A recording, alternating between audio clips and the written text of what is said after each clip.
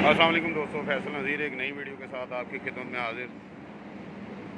दोस्तों ये शीटें जब हम बनाते हैं बाद में हौज़ में उसे ठंडा करते हैं, क्योंकि आजकल बहुत गर्मी है तो ठंडा करना भी ज़रूरी होता है। नहीं तो फिर इस पर बबल आना शुरू हो जाते हैं, इसको लोग कहते हैं ये फटना शुरू हो गया है।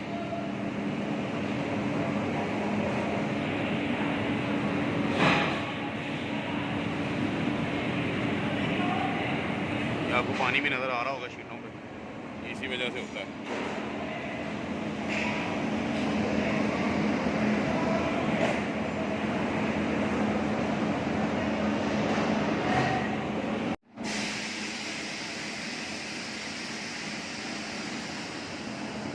ये रैपर की शीट है कि बैक साइड थोड़ी लाइट येलो सा होता है, ऊपर इसके मुख्तलिफ कलर मिल जाते हैं, red, yellow, sorry red, blue और वॉयलेट। इस तरह ये स्पेशल की शीट है, ये येलो है और धूप की वजह से ज़रा वो, इस तरह ये टिकटॉक है, कमांडो है। हमारे पास हर किस्म की शीट्स अवेलेबल होती हैं।